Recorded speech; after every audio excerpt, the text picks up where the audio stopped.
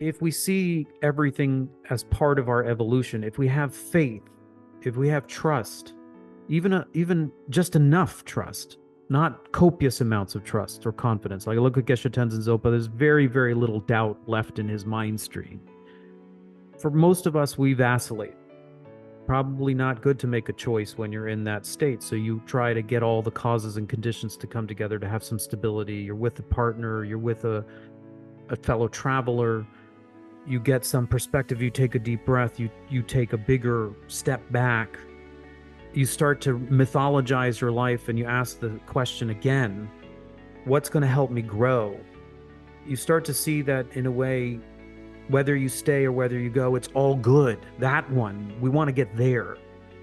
As long as you're conscientious of the patterns, the conditions, the karmic imprints, then the staying and the going, whether it's Bali or the next stop, whether it's staying with this partner or leaving, whether it's what school your kids go to, whatever, should you close your business, keep it open? Should you go private as a consultant? Should you stay with the corporate?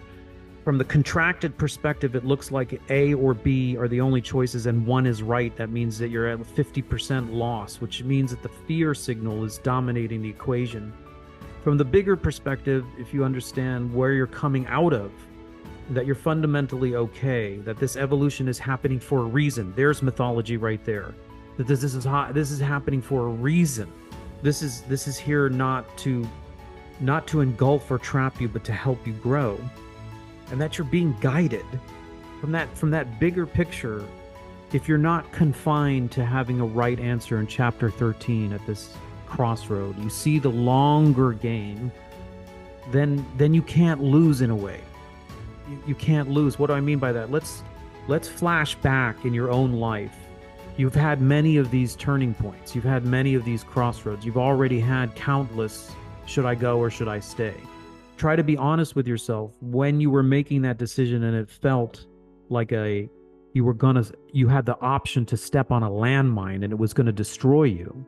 Now looking back 1 year, 5 years, 10 years, was it actually true? Or was it a finite landmine that could destroy your life, or was it just part of an unending and unfolding process?